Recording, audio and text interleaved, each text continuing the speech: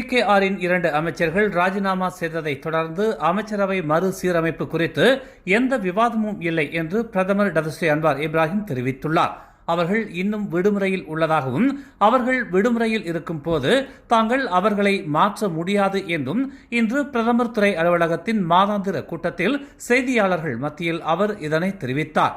அமைச்சரவை மாற்றி அமைக்கப்படுமா என்று அன்வார் தெளிவுபடுத்தவில்லை என்றாலும் ரவிஜி ரம்லி மற்றும் நிக் நஸ்மி நிக் அமாட் ஆகியோரின் ராஜினாமா கடிதங்களை பெற்றதாக பிரதமர் துறை அலுவலகம் நேற்று உறுதிப்படுத்தியது மற்றும் அவர்களின் விடுப்பு விண்ணப்பங்களை அங்கீகரித்தது குறிப்பிடத்தக்கது. குவந்தான், கபெங் மற்றும் கம்பாங் தொழில்துறை பகுதிகளில் உள்ள 3 தொழிற்சாலைகளில் 7 மணி நேரம் நடத்தப்பட்ட சோதனையை தொடர்ந்து 78 ஆவணமற்ற வெளிநாட்டு தொழிலாளர்களை குடிநுழைவு துறையினர் கைது செய்தனர். கைது செய்யப்பட்டவர்களில் பெரும்பாலோர் பங்களாதேஷ், சீனா மற்றும் கம்போடியா ஆகிய நாடுகளைச் சேர்ந்தவர்கள் என்று தெரிவிக்கப்பட்டுள்ளது. 60 பேர் கொண்ட அமலாக்க குழுவினரால் வெளிநாட்டினர் கைது செய்யப்பட்டதாக பகாங் குடிநுழைவுத்துறை இயக்குனர் நூர் சவாரிசா இஷான் தெரிவித்தார்.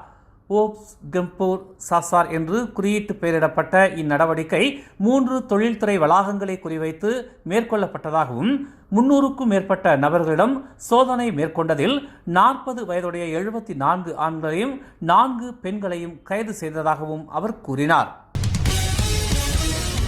கடந்த ஜனவரி மாதம் 24ஆம் தேதி 3ஆம் படிவ மாணவி ஒருவரை பாலியல் பலாத்காரம் புரிந்ததாக உணவக உதவியாளர் மீது கோத்தாபாரு அமர்வு நீதிமன்றத்தில் இன்று குற்றம் சாட்டப்பட்டது.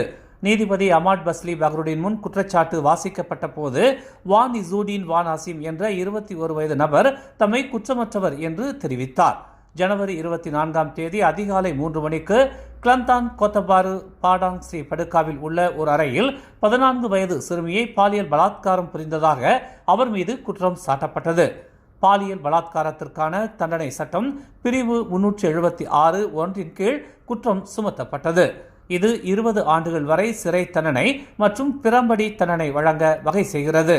இந்நிலையில் நீதிமன்றம் ஒரு நபர் உத்தரவாதத்துடன் 8000 வெள்ளி ஜாமீன் நிர்ணயித்ததுடன் குற்றம் சாட்டப்பட்டவர்கள் சாட்சிகளை தொந்தரவு செய்வதை தவிர்க்கவும் மாதத்திற்கு ஒருமுறை காவல் நிலையத்தில் ஆஜராகவும் உத்தரவிட்டுள்ளது. வழக்கின் மறு விசாரணைக்கு ஜூன் 30ஆம் தேதியை நிர்ணயித்துள்ளது. நேற்று இரவு சபாவின் கோத்தகினபாலு பெனம்பாங்கில் உள்ள கம்போங் மோயோக் என்ற இடத்தில் வாகனம் ஒன்று கட்டுப்பாட்டை இழந்து பள்ளத்தாக்கில் விழுந்ததில் 2 பேர் பலியாகினர். மேலும் ஒருவர் காயமடைந்தார். 54 மற்றும் 49 வயதுடைய இருவரும் சம்பவ இடத்திலேயே இறந்து விட்டதாக மருத்துவ பணியாளர்கள் அறிவித்ததாக தீயணைப்பு மற்றும் மீட்புத்துறையின் சபா செயல்பாட்டு மையம் தெரிவித்துள்ளது.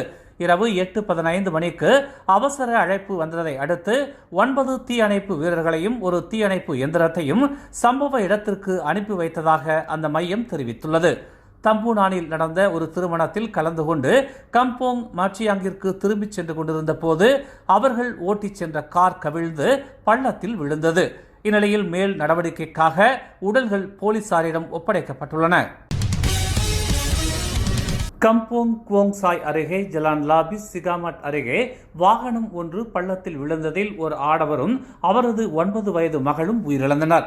நேற்று மாலை 6:47 மணிக்கு நடந்த இந்த விபத்தில் மனைவி மற்றும் அவர்களது 3 குழந்தைகள் காயமடைந்தனர்.